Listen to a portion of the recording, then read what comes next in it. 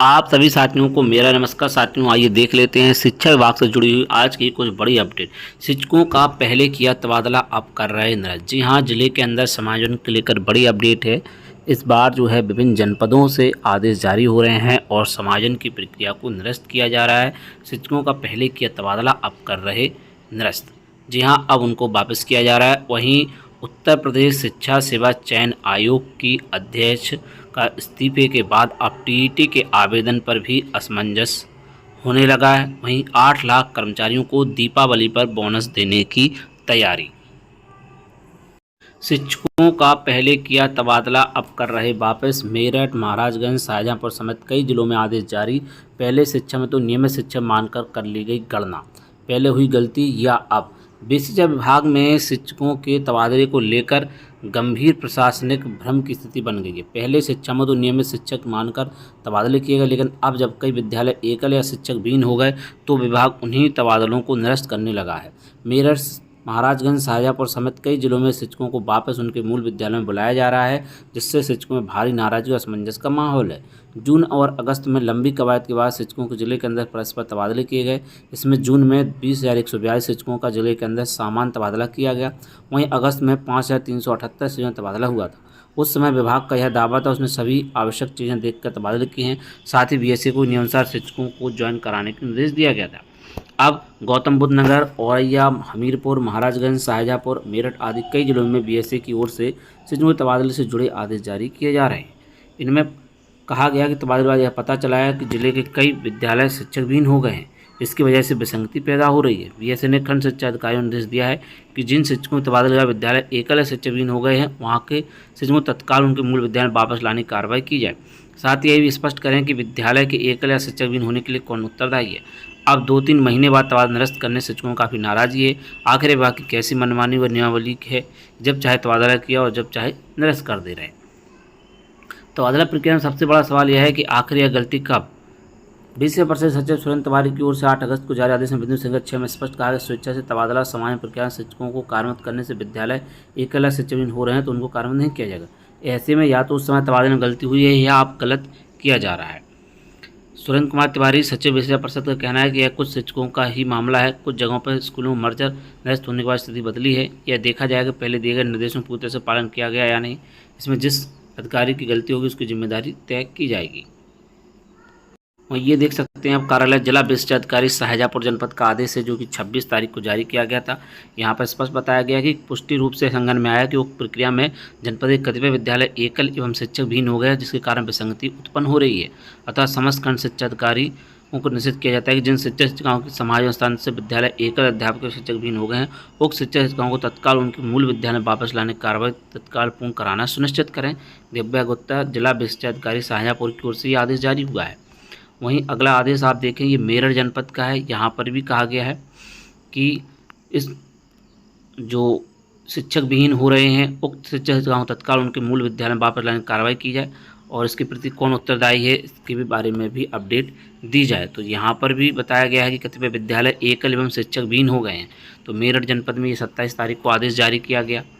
वहीं सुल्तानपुर जनपद में ये शिक्षकों की सीधी लिस्ट जारी कर दी गई। 7 शिक्षकों को अपने मूल विद्यालय में बुलाया गया है। ये उच्च प्राथमिक विद्यालय के शिक्षक हैं, इनको अपने मूल विद्यालय में बुलाया गया है। आप देख सकते हैं ये सुल्तानपुर जनपद का आदेश है, जो कि 26 तारीख को जारी किया गया था।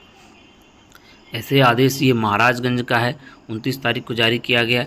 यहाँ पर बताया गया है कि उपरोक्त के क्रम में संज्ञान में आया उक्त प्रक्रिया में जनपद के कतिपय विद्यालय एकल शिक्षक विहीन हो गए, जिसके कारण विसंगति उत्पन्न हो रही है, इसलिए उनको मूल विद्यालय में भेजा जाए और इसके प्रति कौन उत्तरदायी ये भी अपडेट दी जाए। तो इस प्रकार के आदेश जनपदों से जारी हो रहे हैं। ये देखिए लेटेस्ट गौतम बुद्ध नगर का है, 30 तारीख का आदेश जारी हुआ है। यहाँ पर भी वही अपडेट लिखी हुई है कि निश्चित किया जाता है ऐसे शिक्षक के स्थानांतरण समायोजन होने से विद्यालय एकल शिक्षक एवं शिक्षक विहीन हो गए हैं, उक्त शिक्षक शिक्षिकाओं को तत्काल उनके मूल विद्यालय कार्रवाई ग्रहण कराने हेतु वापस करने की कार्रवाई पूर्ण करना सुनिश्चित करें और इसके प्रति कौन उत्तरदायी उसकी अपडेट दें। तो इस प्रकार से स्थानांतरण समायोजन में ये अब फिर से शुरू हो चुका है और विभिन्न जनपदों से आदेश जारी हो रहे हैं। तो इस प्रकार से सभी जनपदों में आदेश जारी हो जाएंगे। होना यह चाहिए कि सचिव स्तर से आदेश जारी हो और सभी जनपदों में इसका पालन किया जाए। वहीं शिक्षा सेवा चयन आयोग नहीं ले सका किसी भर्ती का आवेदन। टीईटी पर भी दुविधा। 29 और 30 जनवरी परीक्षा प्रस्ताव, अब तक आवेदन का मसौदा ही तैयार नहीं। उत्तर प्रदेश शिक्षा सेवा चयन आयोग की शिक्षक पात्रता परीक्षा यूपी टेट को लेकर के भी दुविधा बनी है। आयोग ने 29 और 30 जनवरी परीक्षा कराने की घोषणा की है, लेकिन अब तक आवेदन प्रक्रिया शुरू नहीं हो पाई। यहाँ तक आवेदन के प्रारूप ही तैयार नहीं हो पाया। ऐसे में तय तारीख पर परीक्षा कराने को लेकर सवाल खड़े हो गए हैं। आयोग के गठित हुए 2 साल से अधिक हो गए, लेकिन अब तक किसी भर्ती का आवेदन नहीं लिया जा सका। यूपी टेट पहली परीक्षा होगी जिसके लिए आयोग खुद विज्ञापन जारी करने के साथ अभ्यर्थियों से आवेदन लेकर, लेकिन अध्यक्ष प्रोफेसर कीर्ति पांडे इस्तीफे का गतिरोध बन गया। उनका इस्तीफा स्वीकार होने से एक दिन पहले असिस्टेंट प्रोफेसर का भर्ती परीक्षा स्थगित कर दिया गया। इसके अलावा 15-16 अक्टूबर को प्रस्तावित भर्ती परीक्षा स्थगित कर दी गई। ऐसे में शिक्षक पात्रता परीक्षा को लेकर भी सवाल खड़े हो गए। अफसरों के अनुसार यदि तय तारीख परीक्षा करानी है तो अक्टूबर के पहले पखवाड़े आवेदन प्रक्रिया शुरू हो जानी चाहिए। इसे ध्यान में रखकर आयोग ने इसका प्रस्ताव तैयार करने के लिए कमेटी बनाई है। प्रारंभिक प्रस्ताव भी तैयार हो गया, लेकिन शासन से स्वीकृति नहीं मिली है। बताया जा रहा है प्रस्ताव कई बिंदुओं को लेकर गतिरोध है। अफसरों का कहना है कि अब नए अध्यक्ष आने के बाद ही यूपी टेट की प्रक्रिया शुरू हो पाएगी। वहीं जल्दी भर्ती प्रक्रिया पूरी की गई तब भी नए अध्यक्ष की नियुक्ति अक्टूबर के आखिरी सप्ताह में हो पाएगी। ऐसे में अक्टूबर में यूपी टेट के आवेदन शुरू हो पाएगा, इस पर भी सवाल है। आयोग के सचिव मनोज कुमार का कहना है कि अभी यूपी टेट के लिए कुछ भी कहने जल्दबाजी होगी। यूपी टेट की तैयारी शुरू है। आयोग के निर्णय के क्रम में आवेदन प्रक्रिया शुरू की जाएगी। तो ये स्थिति बनी हुई है और यूपी टेट पर भी दुविधा बन चुकी है। यूपी में करीब 8 लाख कर्मचारियों को दीपावली बोनस देने की तैयारी। प्रदेश सरकार तकरीबन 8 लाख कर्मचारियों को दीपावली बोनस देने की तैयारी में है। सूत्रों के मुताबिक दीपावली से पहले इसका ऐलान हो जाएगा। अधिकतम बोनस राशि 7,000 रुपये हो सकती है। सूत्रों के मुताबिक बोनस का लाभ अराजपत्रित राज्य कर्मचारियों साथ ही दैनिक वेतनभोगी वर्ग 4 कर्मचारियों को मिलेगा। इसके लिए वित्त विभाग पत्रावली तैयार कर रहा है। पत्रावली तैयार होने के बाद वित्त विभाग सरकार से सहमति लेगा और उसके बाद कार्यकारी आदेश जारी होंगे। आदेश अक्टूबर के दूसरे सप्ताह तक जारी हो सकते हैं। बोनस की रकम कर्मचारियों की श्रेणी के मुताबिक तय होगी। यह 3400 रुपये से 7,000 रुपये के बीच हो सकती है। अराजपत्रित कर्मचारियों को मिलने वाली बोनस की आधी रकम जीपीएफ खाते में जमा होगी, जबकि आधी खाते में दी जाएगी। प्रदेश के तकरीबन 8 लाख कर्मचारियों को बोनस देने सरकारी खजाने पर करीब 1,000 करोड़ से ज़्यादा का बोझ आएगा। वहीं डीए बढ़ोतरी का आदेश हो सकता है जारी। सूत्रों के मुताबिक केंद्र जल्द महंगाई भत्ता और महंगाई राहत बढ़ाने का ऐलान कर सकती है। इसके बाद सरकार भी महंगाई भत्ते और पेंशनों के लिए महंगाई राहत में बढ़ोतरी का आदेश जारी कर सकती है। इस बार भत्ते में करीब 3% बढ़ोतरी की उम्मीद है। तो दीपावली पर यूपी में करीब 8 लाख कर्मचारियों को बोनस देने की तैयारी है। ये लगभग 7,000 रुपये दिए जाते हैं और ये दीपावली के बाद ही अकाउंट में आ पाते हैं, क्योंकि लास्ट तक ही ये बोनस आ पाता है।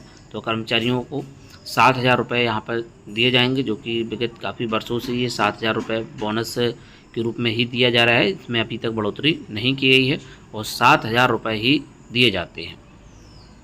वहीं मृतक आश्रित कोटे में उच्च पद पर नहीं मिलेगी नौकरी। नियुक्ति विभाग ने जारी की मृत सरकारी सेवकों के आश्रितों की भर्ती नियमावली। प्रदेश में समूह गा और घा के पद पर कार्य कर्मचारी सेवक द्वारा मौत होने पर उसके आश्रित उस श्रेणी से उच्च पद पर नौकरी नहीं दी जाएगी। प्रमुख सचिव कार्मिक देवराज ने मंगलवार इसके लिए उत्तर प्रदेश सेवा काल में मृत सरकारी सेवकों के आश्रित भर्ती 14वां संशोधन नियमावली 2025 जारी कर दी है।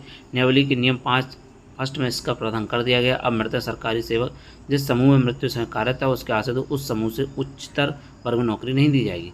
नौकरी पाने दौरान यदि इसकी टाइपिंग नहीं आती है तो उसे 1 साल में कम से कम 25 शब्द प्रति मिनट करना सीखना होगा। अनुकंपा नौकरी पाने वाले यदि 1 साल में टाइपिंग नहीं सीख पाता है तो उसको चतुर्थ श्रेणी पद पर कर दिया जाएगा और तय समय में कार्यभार ग्रहण नहीं करता है तो उसकी सेवा समाप्त कर दी जाएगी। उत्तर प्रदेश लोक सेवा आयोग की भर्ती में आने वाले पदों या पूर्व में आने वाले या फिर उत्तर प्रदेश अधीन सेवा चयन आयोग से भर्ती होने वाले पदों पर आश्रितों को अनुकंपा नौकरी नहीं दी जाएगी। सुप्रीम कोर्ट में दाखिल प्रेमलता बनाम राज्य सरकार और अन्य 5 अक्टूबर 2021 में पारित आदेश आने पर फैसला लिया गया है। वहीं आयोग को नवंबर में नया आदेश मिलने की उम्मीद। 1 वर्ष 21 दिन कार्यकाल में प्रोफेसर कीर्ति पांडे नहीं करा पाई कोई नई शिक्षक भर्ती। 21 अक्टूबर तक आवेदन लेकर नए शिक्षा सेवा चयन आयोग के अध्यक्ष के चयन की तैयारी शुरू। साथियों, आज की प्रमुख अपडेट बस इतना ही। और भी अन्य अपडेट के लिए बने रहे हमारे यूट्यूब चैनल शिक्षा पर। मिलते हैं किसी नेक्स्ट वीडियो में। जय हिंद।